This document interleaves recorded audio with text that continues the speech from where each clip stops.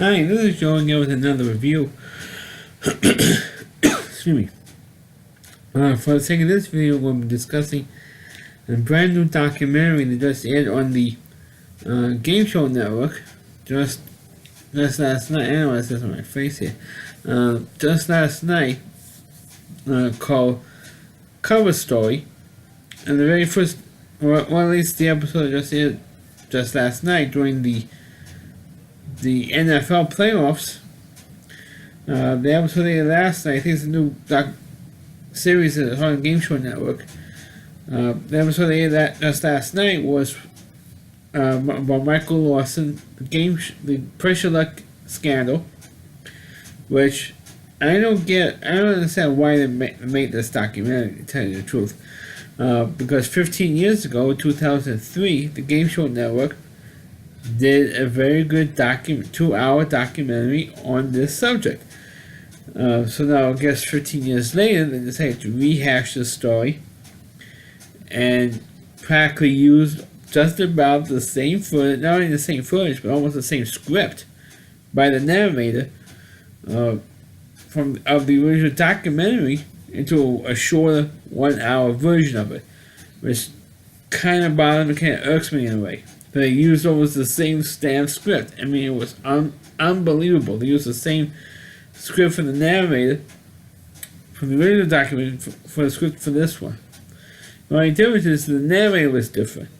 That's because the original narrator was actually the original host of Pressure Luck, who was Peter Tomarken. The reason why they couldn't get Peter Tomarken is because of the simple fact that he died in a plane crash back in 2006, along with his wife. So, same problem. They couldn't get Peter Tomarken to do the narration again.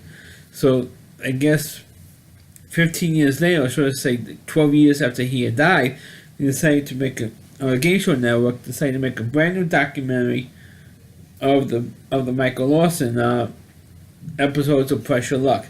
Now, previously, I had done a review of the original documentary. Now I'm doing a review of the new one, and the only real change that there's a couple of things I have to nitpick about from this documentary. I already made a couple points already, saying they use the same script, the same plot points for the original documentary. It was called Big Bucks, the Pressure Luck Scandal. The problem is the original documentary has just recently been removed from YouTube because for copyright reasons. I guess maybe because the new documentary cover story was going to be aired, so of course they had to put a block on the original documentary, which is far better than this thing was. Because first of all, the original documentary was 2 hours long. That's with the commercials, of course. It was 2 hours long. And not only that, but I included the original Michael Larson episodes in it. Because the documentary cover story shortened it to an hour, and actually they had to cut a whole boatload of stuff out. Including, of course, the original episodes. But what the Game Show Network did was they showed the documentary, or the story behind the episodes, and then they showed the original episodes afterwards. So at least you got to see the original episodes of Pressure Luck with Michael Larson in it. But I mean, the original documentary was just fine, except of course the problem with Peter Tomarken, who was the original host of that documentary, passed away. So I guess they figured to make a new one with that, cut him out, which is pretty much what they did, cut him out of it. I guess out of respect for Peter Tomarken, which I have all the respect for. But anyway, I know I'm rambling on here on that point, but it was ridiculous. And then I was watching him, and father asked me, how was the show? It says almost exactly the same thing as the original documentary from 15 years ago. The only difference is, that's why I mentioned that Peter Tomarken's not on it, because he died. And also, there was one added change for this documentary, was the fact that Michael Larson's daughter was interviewed for this. I think she was doing original interview for this new version of the Michael Larson story.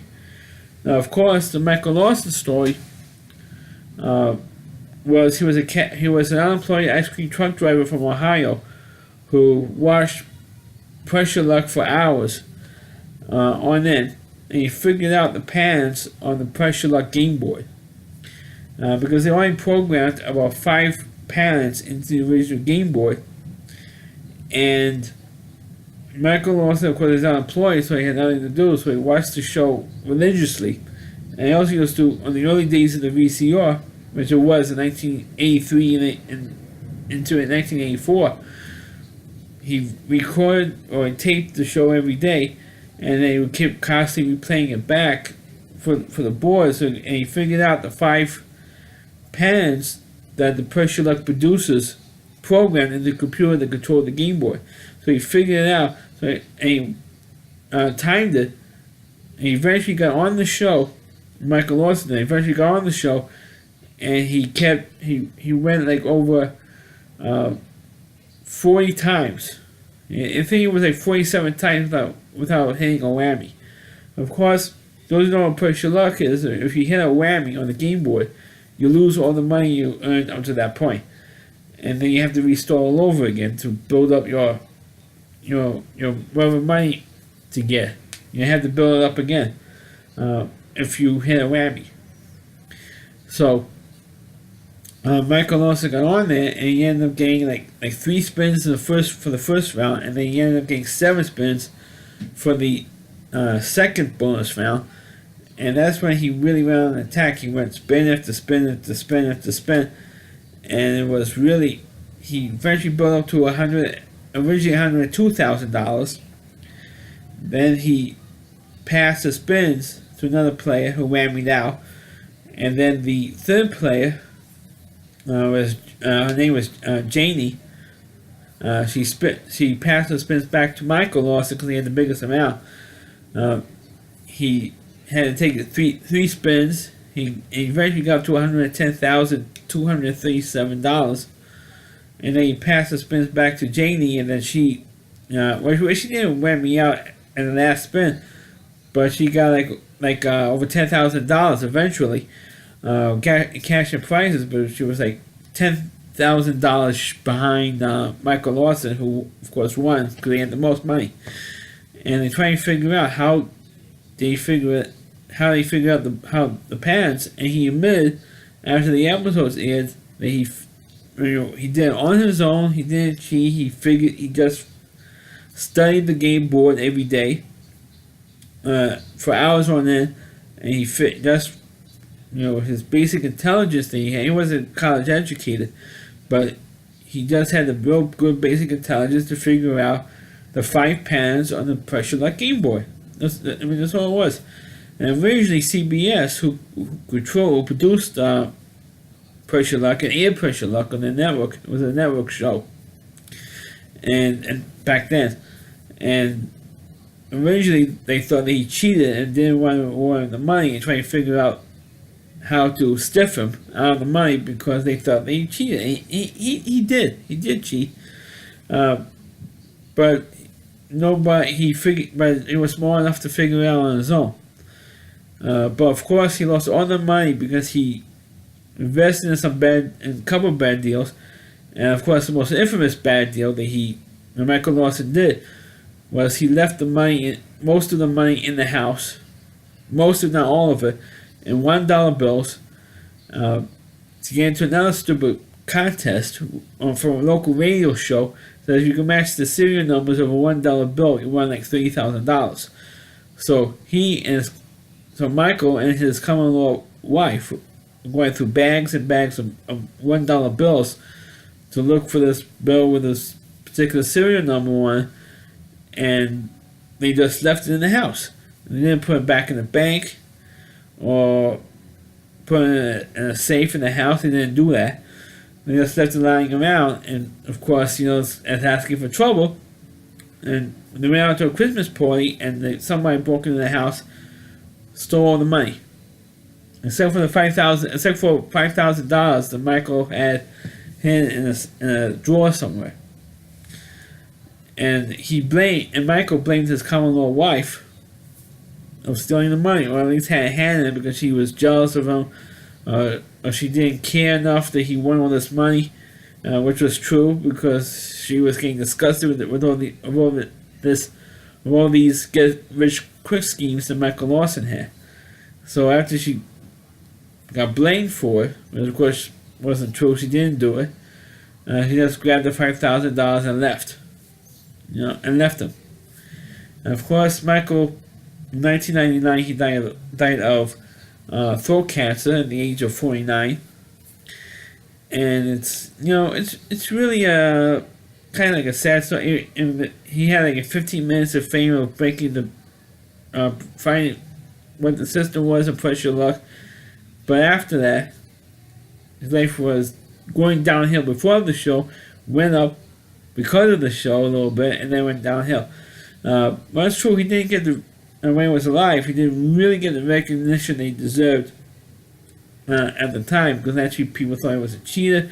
It was a lot of times stunt, which it was, because Pressure Luck decided to expand the patents from 5 patents to 16 patents. So it made it a little bit tougher for somebody who could figure it out, because five patents is like too easy to figure out, and as if you pay attention to the show.